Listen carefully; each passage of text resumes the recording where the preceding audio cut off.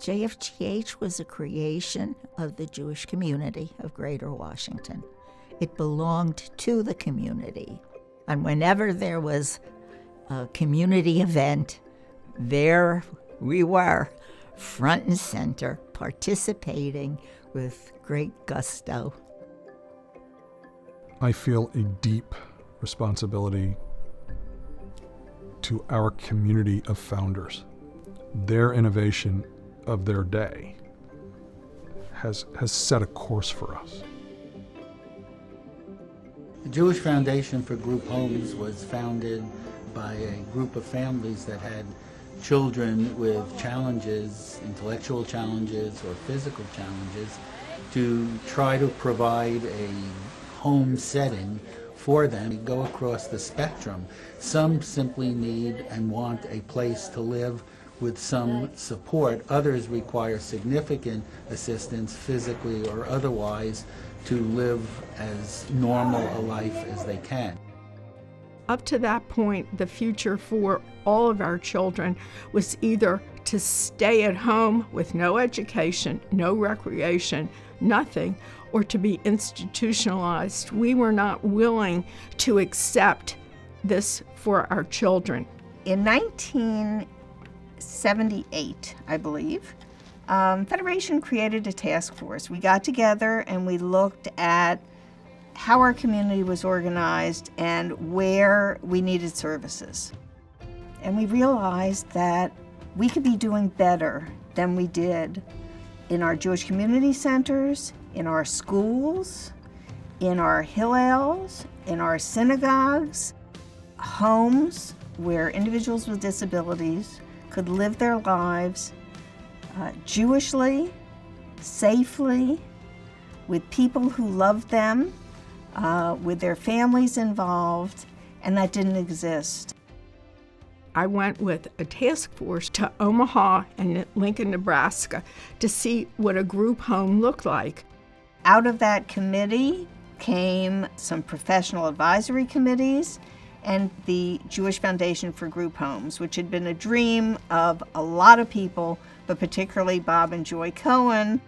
In the early days, we met, actually came out from a meeting for the Jewish Social Service Agency, where other parents like ourselves, the question was asked, what's going to happen to our children when we're no longer here? The committee became the planting of the seeds for what turned into JFGH. A group of parents, including myself and Joy, get together as a group and bring to the city of Washington housing for people with disabilities. In those days, of course, you couldn't start a home unless you had approval of the neighborhood. And I must say that the neighborhood reception has always been excellent.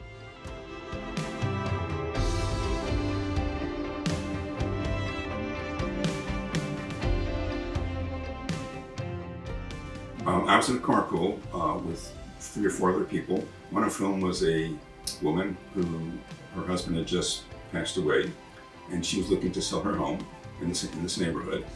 And I said, oh, I might have a customer for you.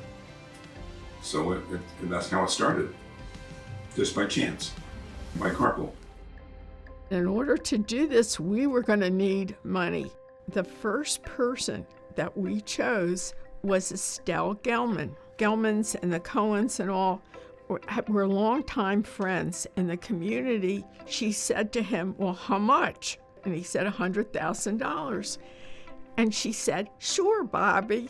So that's how we got our first home.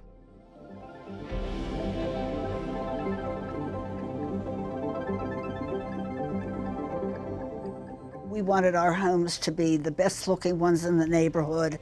And just getting ready for the home to open, you know, we were vacuuming and sweeping and buying furniture and making it look absolutely beautiful. The grass was cut, the flowers were beautiful, and our homes were kept in perfect shape. And Estelle Gelman said to us it was the best thing she ever did. Loved that We were in the forefront. We were a community that worked together, and couldn't have been prouder that we were really groundbreaking in this field. Literally over the first 2 or 3 years, another friend of Bob and Joy's would send us a huge check for a new home, to the point where we couldn't open the homes fast enough.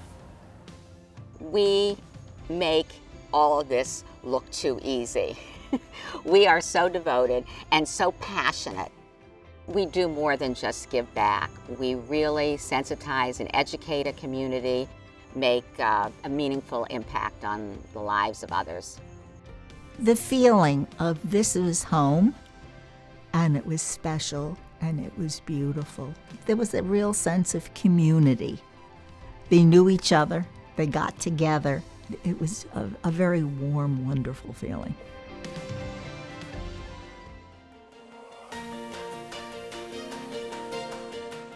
There were some people that did not want to live in a group home. And live in a group home, right? No, ding dong, you're wrong. Oh, you want to live in your own apartment? Yes, with some friends that are my age. So that's how the apartment program began. And Joy and Bob Cohen knew my grandmother, Mary Oshinsky, and went to Mary and said, how would you like to start the apartment program named after your husband, the Charles Oshinsky Apartment Program? And Mary loved it. Since she passed away, it's the Mary and Charles Oshinsky Apartment Program. There are different activities like bingo night and different things. Live in their own apartments. They get outside help from JFGH, helping them with whatever that they need.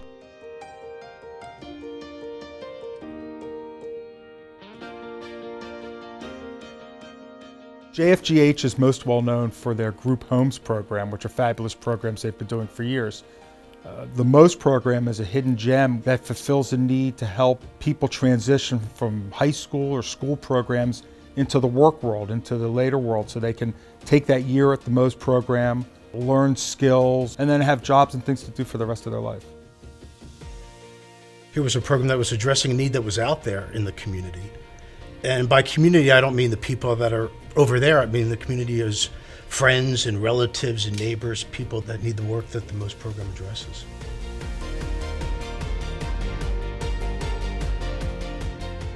MyPad allows us to deliver individualized, custom, person-centered supports in a space that the person gets to call their own. This program helped to show me that I could do this on my own. I do have the skills to be able to live independently and make it in life.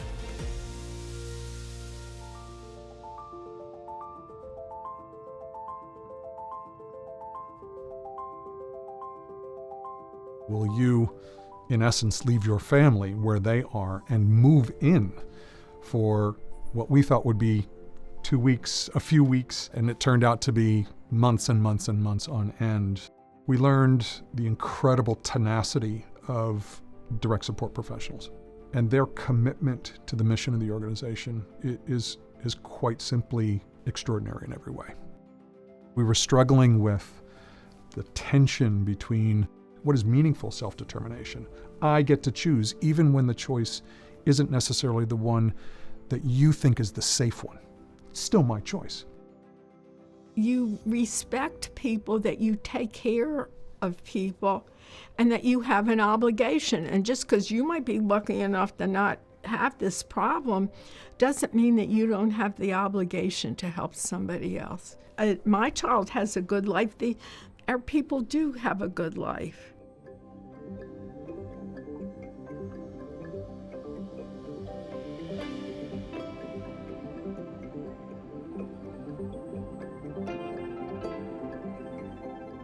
The structure is growing, but the foundation has to stand and be strong.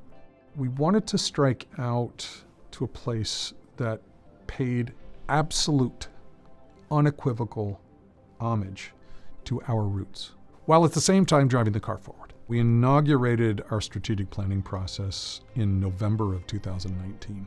We wanted to really understand how the community, perceived us. And the community includes countless cohorts around the question, what does Jewish Foundation for Group Home mean to you?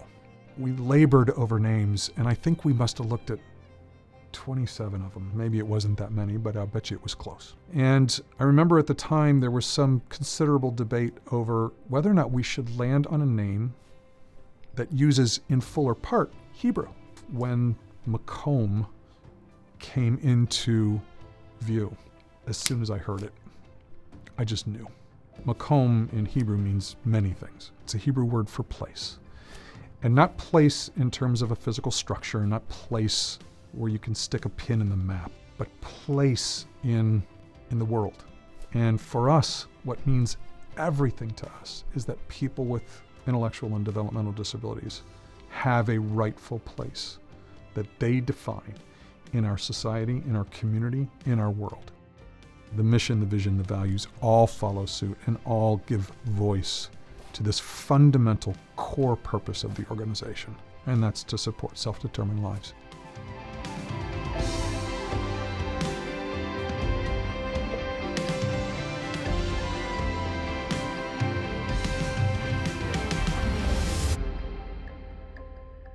The question was asked, what's going to happen to our children when we're no longer here?